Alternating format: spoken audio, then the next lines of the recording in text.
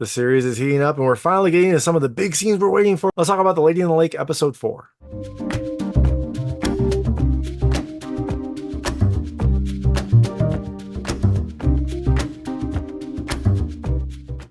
Hey everyone, it's David Stark from Watcher Pass, and I'm here to talk about Lady in the Lake, episode 4. Innocence leaves when you discover cruelty first in others, then in yourself. All the episodes have these long titles. They are poetic. I wish that it was a little bit shorter, but you know what? That's their style. It's fine. It is the 4th episode in Lady of the Lake. It is a limited series. I think there's 7 episodes, so we are over halfway done. Is this series worth watching? Is this episode worth watching? My hot take is yes, definitely watch it. It's another strong episode that has some really great character moments, some really good tension, and gets us to a point we've been waiting for. I love this series. I didn't love the first episode.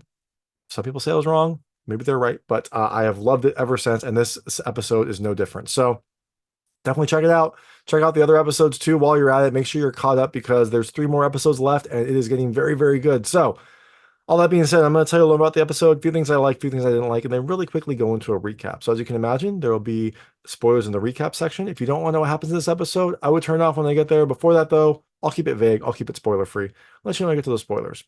So in Lady in the Lake episode 4, it continues from what happened in Lady in the Lake episode 3, where Maddie got a chance. She was going to go talk to Stefan, meet this killer in person. And what does she learn? Well, you have to watch the recap to find out. So things I liked about this episode. The first, I love the music. This has been a great musical series, and this is no different. There's some really interesting like jazz music, a lot of like, I don't know, chaotic kind of jazz for some of the scenes where there's a little bit more tension going on, a little bit more kind of like chaos going on. It's a really wonderful soundtrack, and it fits with the time perfectly. So I really love that they kind of like had that attention to detail. The second thing I love the characters. There are some really great performances throughout, but there are some really good ones in here, especially Stefan scenes. He does a really good job of being like creepy and childlike at the same time. It is a really kind of powerful moment.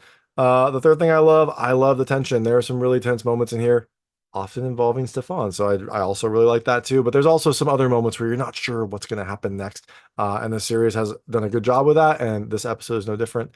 And the last thing I love the ending. It is a really good ending. It makes you excited to see what happens next, and it gets us to a point that we've been waiting for a very long time. So, all that being said, there really wasn't anything I didn't like about this episode. I really like this episode. I like this series. It has been getting better as we go along, so I'm excited to see where this goes next. So definitely check out Lady in the Lake episode 4 coming to Apple TV Plus on August 2nd, 2024. And I'm going to go into a recap right now. So if you don't want to know what happens in this episode, I would turn it off now because there will be spoilers. So Maddie goes to visit Stefan?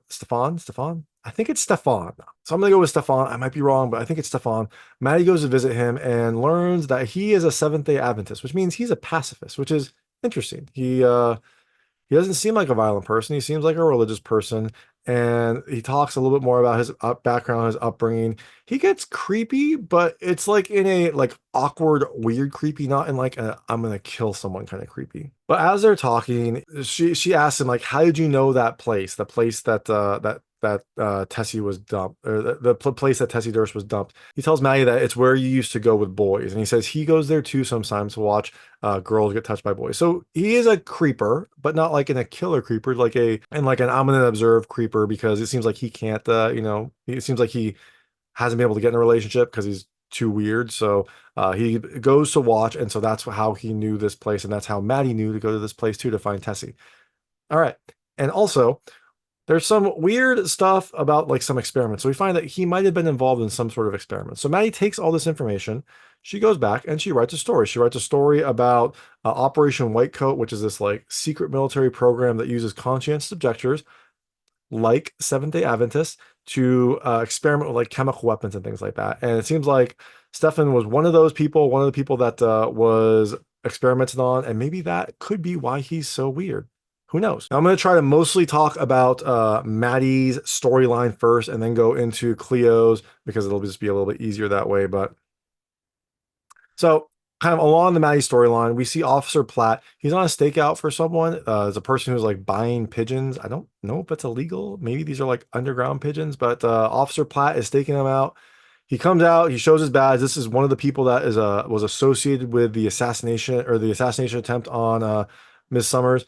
And so when Officer Platt shows up, he bolts. Officer Platt pursues him. He runs into a movie theater, and eventually there's a confrontation. Officer Platt's partner is shot and killed, but they shoot and injure this person too. So he gets taken into custody. Now, after this, Maddie goes and visits the newspaper, and it's pandemonium. Everyone is like going crazy over her story. And you're like, I don't know if this is good or bad, but we find out it's good. We find out that the newspaper is flying off the shelves. People are calling, asking about the story, asking about these experiments.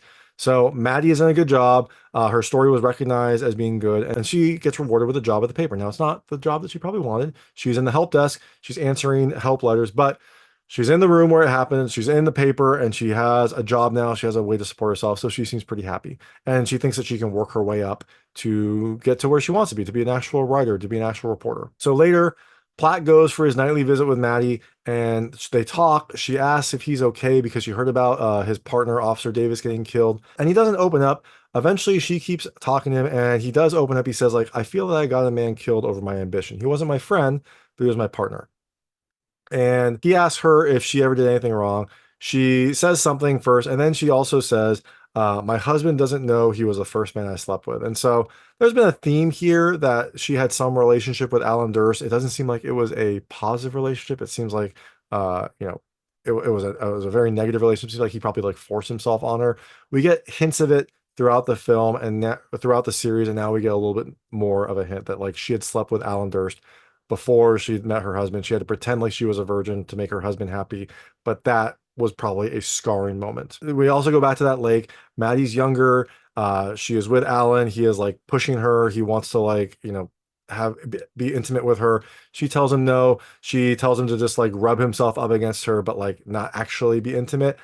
You don't know if he did that or if he did kind of like force himself on her. We don't get a full sense. We know that that something did eventually happen. We don't know if this was the moment, but again, you get this sense that like her and Alan have a very tense past relationship, and that was fundamental to like who Maddie is today. And after their rendezvous, Officer Platt is leaving Maddie's apartment, and he gets seen. He gets spotted by some detective who seems to be off duty. You see his badge, but he's like his shirt is unbuttoned. It seems like he is, I don't know, staking out the place or maybe following Officer Platt.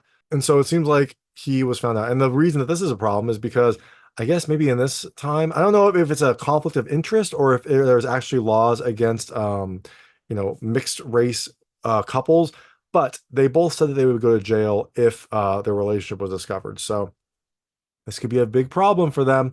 We'll find out what happens next. Now, Stefan is looking at this picture that Maddie gave him, the picture that she sent with her request for an interview, and he finds some grime and rubs the back of it and sees like some numbers or something. And it turns out it's her address.